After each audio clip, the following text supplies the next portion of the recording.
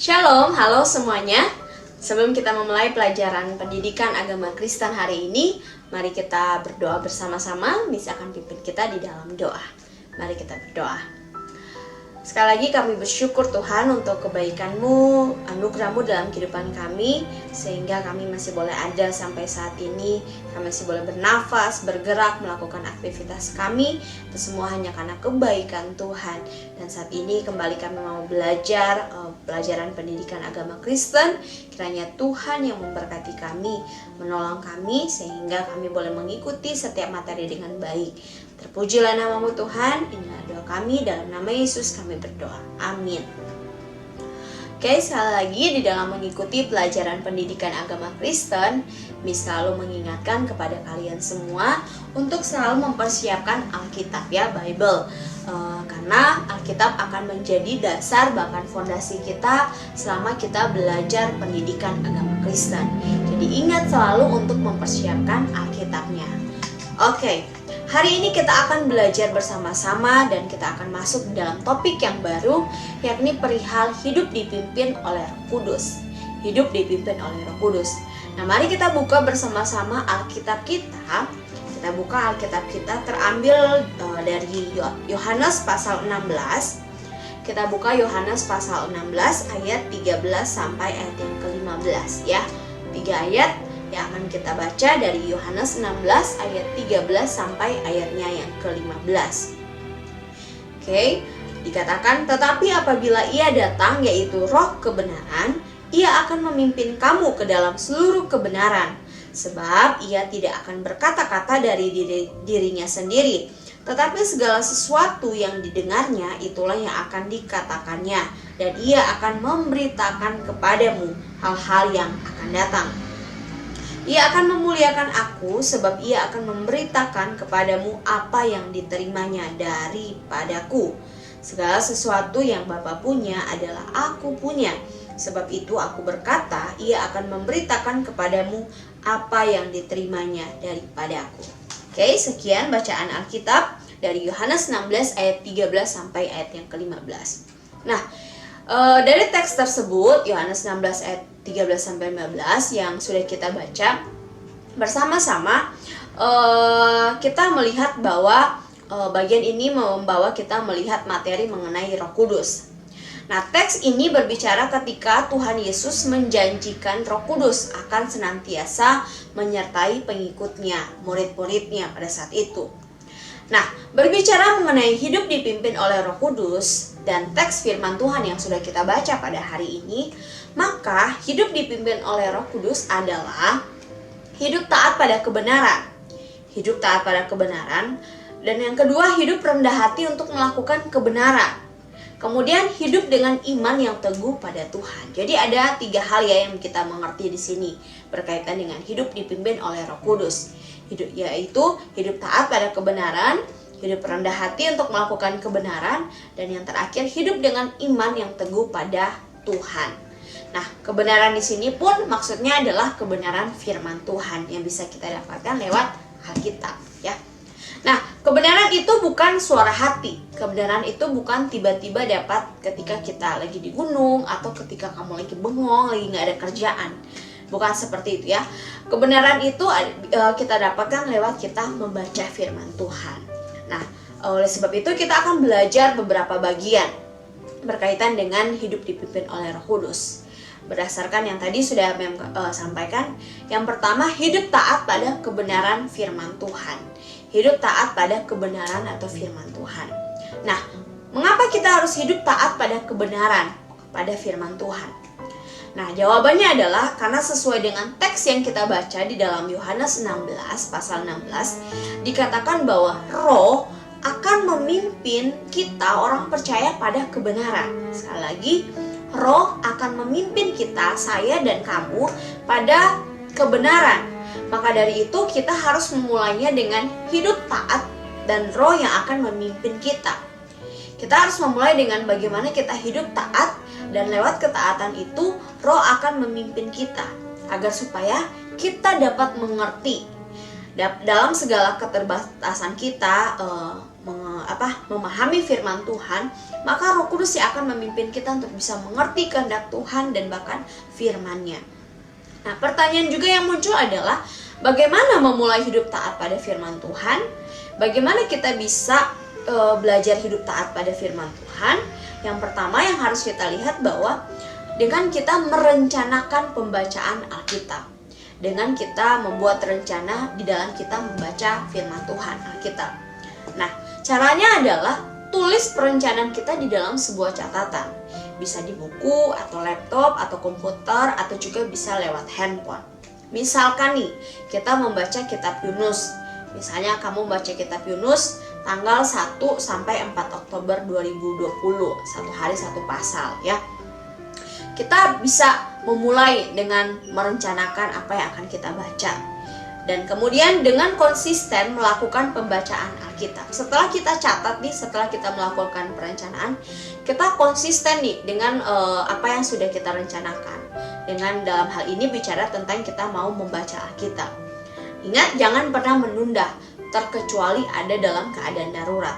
Diusahakan dalam keadaan apapun, kita tetap setia membaca sesuai dengan rencana penanggalan pembacaan Alkitab yang sudah kita rencanakan sebelumnya. Sehingga kita bisa melanjutkan pembacaan kita pada kitab lainnya. Misalnya kalau kamu sudah selesai kitab Yunus, lanjutkan dengan kitab yang lain setelahnya. Nah, ingat, pembacaan ini pun tidak memerlukan waktu yang banyak dibandingkan dengan kalian main PUBG atau Dota atau bahkan Mobile Legends atau bahkan Fortnite. Nah, pembacaan Alkitab ini tidak memerlukan waktu yang banyak. Tetapi ingat, kita jangan pernah main-main.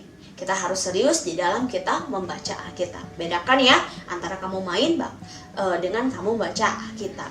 Nah, usahakan sebelum membaca komik ataupun membaca novel ya, ingat kita harus selalu mengutamakan di dalam kita membaca Alkitab.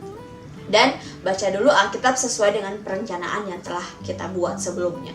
Dan kemudian hal yang ketiga yang harus kita perhatikan setelah kita buat rencana, setelah kita konsisten baca Alkitab, hal yang terakhir yang kita harus ingat bahwa dengan menuliskan hal-hal yang tidak kita mengerti. Ketika kita baca Alkitab, mungkin kadang-kadang ada beberapa poin yang kita tidak mengerti. Nah, jangan lupa untuk menuliskan itu. Nah, ini menjadi poin yang penting juga. Karena jika kita mengalami kesulitan, jika kita memiliki kesulitan ketika kita membaca bagian dalam Alkitab, kita bisa menuliskan itu di dalam catatan. Dan kita bisa menanyakan itu lewat meme atau bahkan lewat mungkin orang-orang rohani yang ada di gereja kalian masing-masing. Sehingga kalau kita cuma hanya bertanya-tanya dalam hati tanpa sharing, mungkin kita akan kebingungan. Seperti kata pepatah bilang, malu bertanya sesat di jalan. Maka dari itu bertanyalah sehingga kamu tidak sesat di dalam kamu membaca bagian firman Tuhan dan kamu pun tidak akan kebingungan. Nah, oleh sebab itu ingatlah 3 poin penting ini di dalam kita hidup taat pada kebenaran firman Tuhan. Mulai dengan perencanaan, bangun konsisten untuk baca Alkitab, kemudian tuliskan setiap hal-hal yang tidak kita mengerti dari apa yang kita baca dalam Alkitab. Nah, kemudian bagian yang kedua, selain hidup taat pada kebenaran firman Tuhan, kita melihat poin kedua yaitu hidup rendah hati untuk melakukan kebenaran firman Tuhan. Hidup rendah hati untuk melakukan kebenaran firman Tuhan. Nah, hidup rendah hati adalah hidup yang mau menerima segala bimbingan atau teguran atau bahkan arahan dari firman Tuhan atau Alkitab. Sekali lagi, hidup rendah hati adalah hidup yang mau menerima segala bimbingan atau teguran atau arahan dari firman Tuhan atau bahkan di dalam Alkitab. Nah, manusia seringkali atau kita bahkan seringkali merasa diri paling benar ya. Sehingga kadang-kadang hidup suka asal-asalannya semau-maunya kita. Hidup maunya bebas, merdeka gitu ya, bikin sesuka-suka hati. Padahal yang harus kita ingat adalah kita memiliki batasan-batasan, khususnya di dalam status kita sebagai orang Kristen, sebagai orang percaya. Ingat bahwa kita memang manusia yang merdeka, tapi kita hidup di dalam dunianya Tuhan. Kita harus memiliki kerendahan hati. Untuk apa? Untuk supaya ikut aturan Tuhan yang tertulis di dalam Alkitab, yang tertulis dalam firman Tuhan. Kalau kita hidup asal-asalan, maka kita tidak akan pernah mampu hidup sesuai dengan apa yang Tuhan mau. Nah, oleh sebab itu kita harus belajar memiliki kerendahan hati untuk ikut aturan Tuhan yang tertulis dalam firman Tuhan. Dengan kita rendah hati, maka kita mengizinkan Roh memimpin kita, memimpin langkah-langkah kita di dalam kita bertindak di dalam dunia ini. Dengan rendah hati kita mau menerima bimbingan firman Tuhan, maka kita membiarkan keinginan daging kita memimpin hidup kita. Maksudnya gini, dengan rendah hati ketika kita mau hidup kita dibimbing oleh Tuhan, maka kita tidak akan lebih menuruti keinginan daging kita. Kadang-kadang kalau kita mengabaikan firman Tuhan, kadang-kadang yang terjadi adalah keinginan daging kita lah yang memimpin kita. Tapi kalau kita mau rendah hati dibimbing oleh firman Tuhan, maka firman Tuhanlah yang akan membimbing kita sehingga kita tidak akan menuruti keinginan daging kita. Oke, coba kita lihat di dalam Galatia. Apa sih yang berkaitan dengan keinginan daging yang kadang-kadang menjatuhkan hidup kita, tidak hidup sesuai dengan firman Tuhan? Kita buka di dalam Galatia pasal yang kelima. Nah, hal-hal ini yang kadang-kadang membuat kita tidak bisa hidup sesuai dengan kebenaran firman Tuhan. Galatia pasalnya yang kelima, ya. Galatia pasal 5 ayat 16 sampai ayat yang ke-21 dikatakan seperti ini. Maksudku ialah hiduplah oleh Roh, maka kamu tidak akan menuruti keinginan daging. Ingat ya. Sebab keinginan daging berlawanan dengan keinginan Roh, dan keinginan Roh berlawanan dengan keinginan daging. Karena keduanya bertentangan, sehingga kamu setiap kali tidak melakukan apa yang kamu kehendaki. Akan tetapi jikalau kamu memberi dirimu dipimpin oleh Roh, maka kamu tidak hidup di bawah hukum Taurat. Perbuatan daging telah nyata. Dengarkan baik-baik, yaitu percabulan, kecemaran, hawa nafsu, penyembahan berhala, sihir, perseteruan, perselisihan, iri hati, amarah, kepentingan diri sendiri, percidraan, roh pemecah, kedengkian, kemabukan, pesta pora, dan sebagainya. Dikatakan, terhadap semuanya itu kuperingatkan kamu, seperti yang telah kubuat dahulu, bahwa barang siapa melakukan hal-hal yang demikian, ia tidak akan mendapat bagian dalam kerajaan. Jadi poin yang ketiga adalah hidup dengan iman yang teguh kepada Tuhan, ya. Hidup dengan iman yang teguh kepada Tuhan. Nah, hidup dipimpin oleh Roh memerlukan iman yang teguh, yang kuat, yang benar pada Tuhan. Nah, apa itu iman? Iman itu berbicara perihal keyakinan, kepercayaan kita kepada Tuhan Yesus. Dan iman yang teguh memiliki arti kita tidak mudah terombang-ambing oleh ajaran-ajaran sesat yang mau menyamarkan atau bahkan menghancurkan ajaran mengenai Tuhan Yesus sebagai Tuhan dan Juru Selamat. Di masa kini ada begitu banyak ajaran-ajaran palsu yang menyesatkan kita. Oleh sebab itu, sebagai anak Tuhan kita harus perlu iman yang teguh kepada Tuhan sehingga kita tidak mudah jatuh, tidak mudah terombang-ambing termakan setiap pengajaran-pengajaran yang menyesatkan. Oleh sebab itu, milikilah iman yang teguh, iman yang fokus terhadap Tuhan, sehingga Roh Kuduslah yang akan memimpin segala pemikiran kita, ya, dan kita tidak akan kehilangan harapan di dalam Tuhan. Maka dari itu, hidup dipimpin oleh Roh, hidup yang dipimpin oleh Roh yang akan membawa kita hidup sesuai dengan 3 poin yang sudah kita pelajari yang di atas, ya. Yang pertama adalah kita hidup taat pada kebenaran firman Tuhan. Yang kedua, kita hidup rendah hati untuk melakukan kebenaran firman Tuhan. Dan poin yang ketiga adalah hidup dengan iman yang teguh kepada Tuhan. Kita akan baca satu bagian ayat terakhir terambil dalam Roma pasal 8 ayat 13 sampai ayat yang ke-14. Roma pasal 8 ayat 13 sampai ayat yang ke-14 dikatakan, sebab jika kamu hidup menurut daging, kamu akan mati. Tetapi jika oleh Roh-Mu kamu mematikan perbuatan-perbuatan tubuhmu, kamu akan hidup. Semua orang yang dipimpin Roh Allah adalah anak-anak Allah. Jadi lewat materi hari ini, hidup dipimpin oleh Roh, kita belajar bersama-sama, ya. Kita ini adalah anak Tuhan, ya. Sudah seharusnya kita menyerahkan hidup kita kepada Tuhan.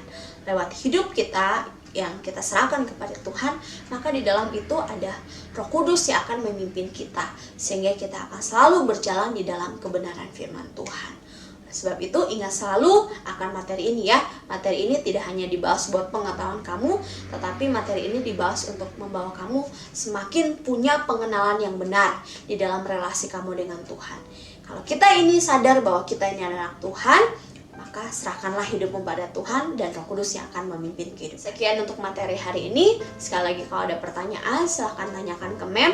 Jangan hanya diam-diam, tetapi sekali lagi tanyakan untuk setiap bagian-bagian materi yang kamu belum mengerti. Nah, kita akan menutup materi hari ini dengan doa. Mem akan pimpin di dalam doa. Mari kita berdoa bersama-sama. Tuhan Yesus, terima kasih untuk materi hari ini, kembali mengingatkan kami akan kehidupan kami. Ketika kami sadar bahwa hidup kami ini adalah anak-anak Tuhan, biarlah kesadaran itu membawa kami senantiasa menyerahkan hidup kami ke dalam tangan Tuhan, sehingga Roh Kuduslah yang akan memimpin kami berjalan di dalam kebenaran firman Tuhan. Tuhan, tolonglah kami untuk supaya kami pun senantiasa mengingat akan keberadaan kami, sehingga di dalam kami menjalani kehidupan kami sehari-hari, kami pun senantiasa melakukan apa yang benar di hadapan Tuhan. Terima kasih Tuhan, kami serahkan hidup kami, berkati aktivitas kami selanjutnya. Di dalam nama Tuhan Yesus kami berdoa dan bersyukur. Amin. Oke, sekian untuk materi hari ini. Shalom, Tuhan berkati.